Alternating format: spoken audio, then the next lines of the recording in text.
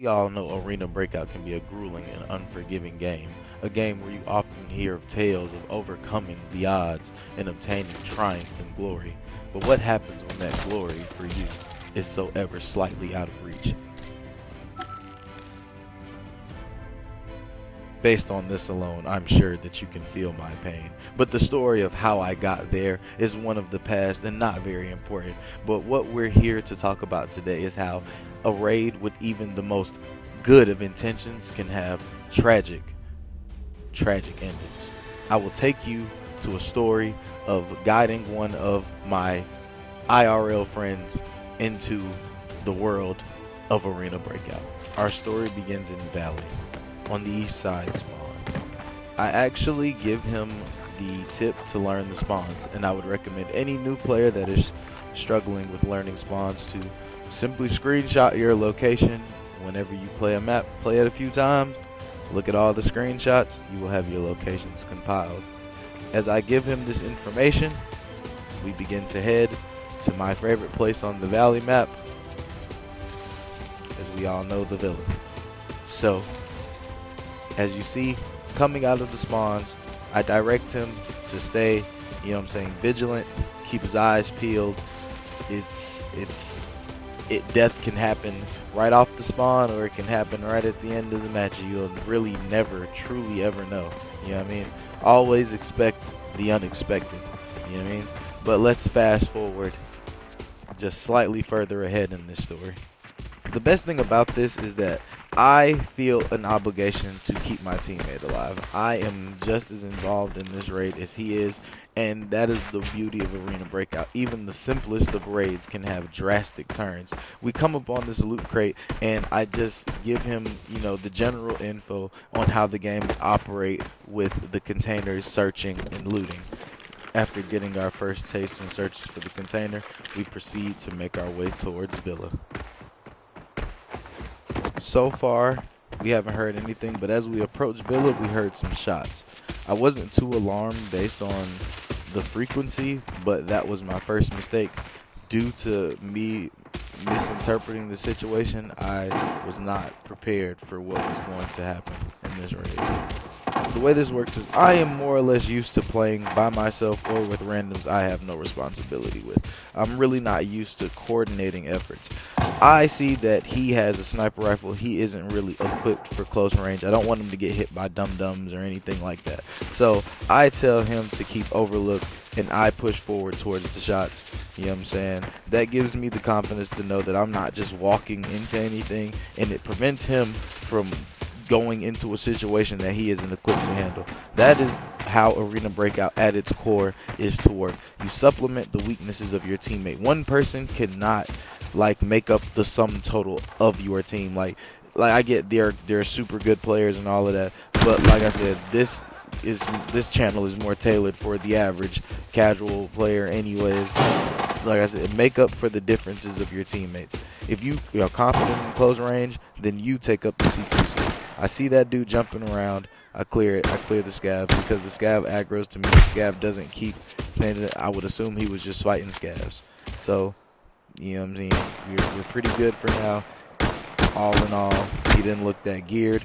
We're going to go on and move closer to the villa. Now that everything is cleared and we know that there is no impending danger, we move up on the villa, and I give him the all clear to move up. Finally, having arrived at villa, I noticed that the scavs are already aggroed. They're already running around. They seem aggravated. One actually attempts to shoot at my teammate. I clear that up. You know what I'm saying? Try not to waste ammo. My no aim assist is failing me, but I just need to get better aim. That was just crazy.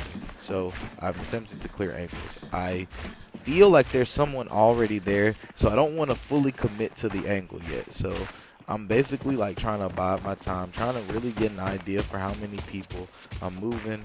I pretty much would have been dead had he already held the angle, so I'm assuming that he's basically waiting for an opportunity or waiting for me to commit.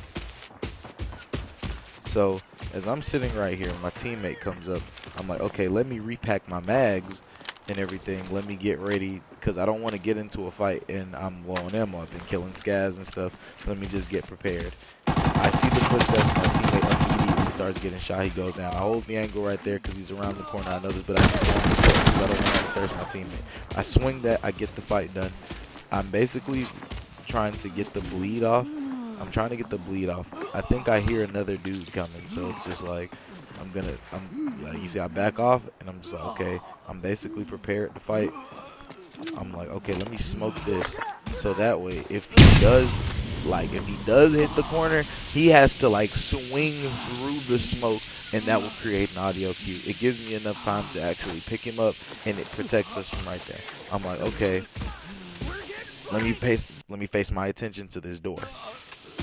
That was my actual recording being checked. I'm gonna leave it in the video for sake's purposes. I just don't feel like editing that out. I was just trying to make sure that my recording was going and stuff like that. So boom, we're healing up. Everything's good for now. I keep seeing that footstep, and right now I'm not sure whether it's an AI or it's a person trying to act like an AI, or whether he's baiting the AI. So I just throw a grenade to clear the area. I really just threw it randomly, like to see if the pin sound like just did it. See, and here is where I should have realized. When I pinned it, there was no audio. Like, you know, the scavs were always like, grenade. I should have automatically assumed it was either a player or a player scav. And the thing about normals in this game is that the player scavs are probably the scariest thing. They have nothing to lose. Nothing. But we save our teammate. We're ready to go. As far as we're concerned, we've got the outside, and we have everything locked down. We're pretty much in a safe position. We're ready to move in, attempt to get some loot and things like that. Let's get it. Once we finish healing, I reassume the position of being like the primary entry, and I prepare to like bait people will notice when I play. I am used to playing by myself, so I will always run the door and try to bait shots.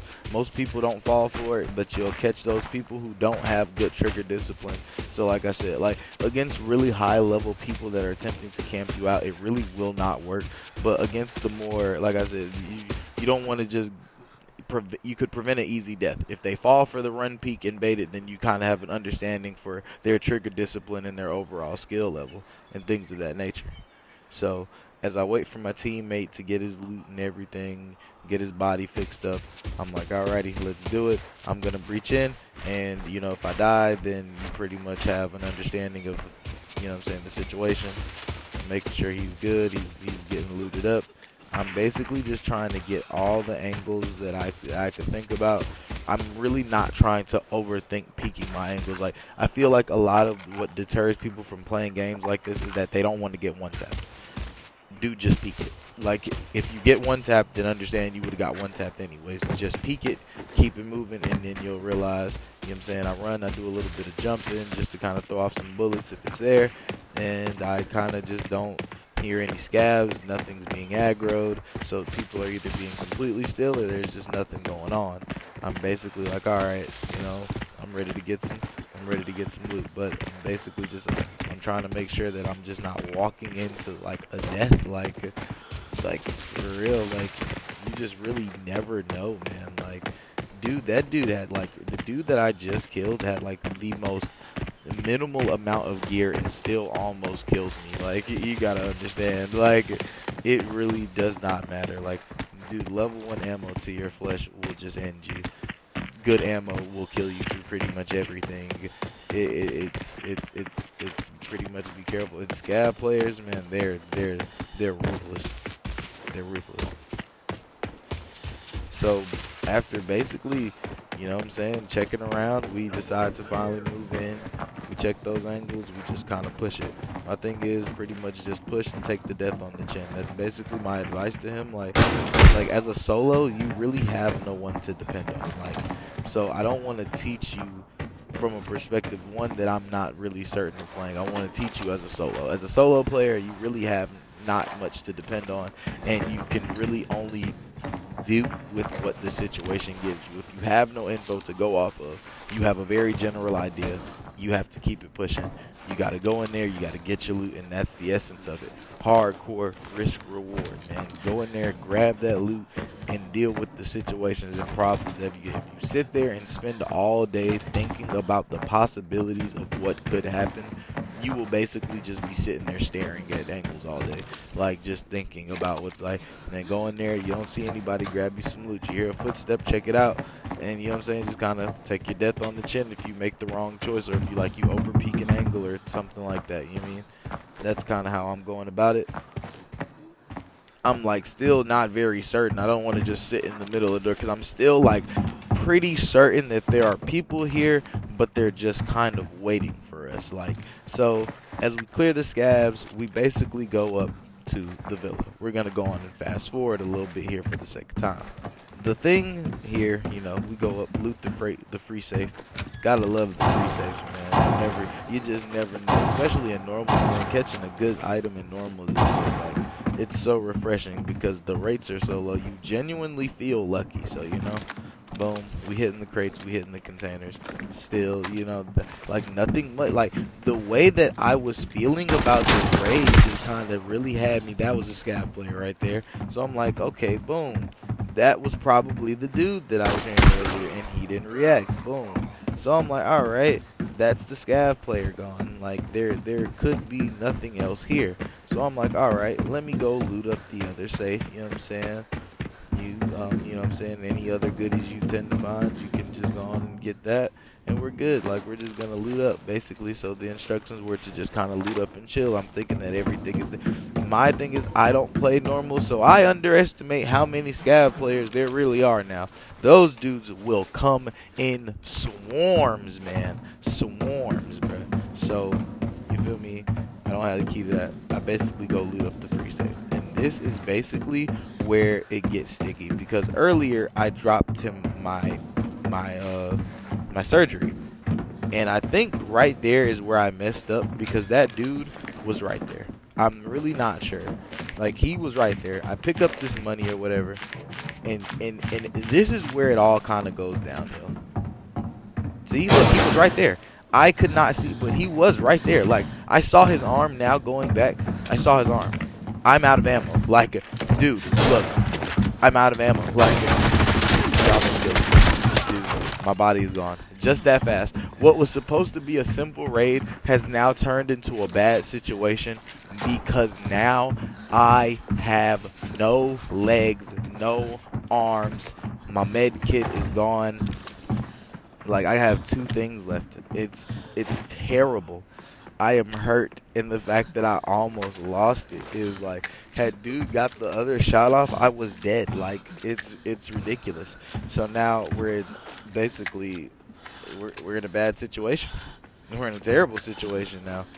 I have no meds. We have nothing. So basically, we're going to attempt to watch each other's backs and leave, and this is like the ugly. Like, you know what I mean? And I honestly feel like AB has a way of messing with me, because in all of this, I decide to check the computer, you know, and we find, guess what? A nice little GPU. I don't know, for some reason, finding GPUs in the computer is a satisfying feeling for me. So I'm like, okay, cool, we got a little GPU.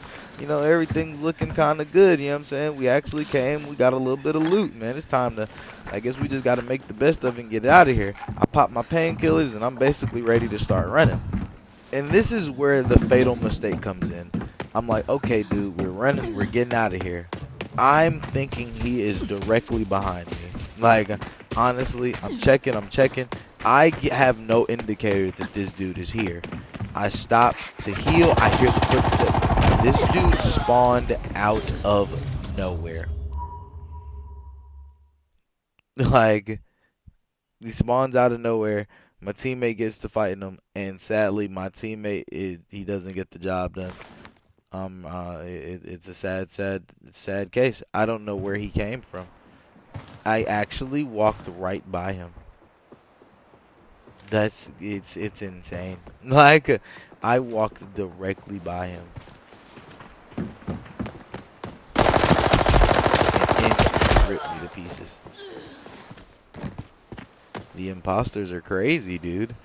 But that was a super fun regular raid that was meant to just be like chilling, vibing with the boys and introducing them to the game, and it turned out to be one of the more action-packed regular raids. If you enjoyed this form of content, if you enjoyed the story, you know what I'm saying, make sure you leave a like, subscribe down for your boy, and I'm going to catch y'all in the next one, man. Peace out.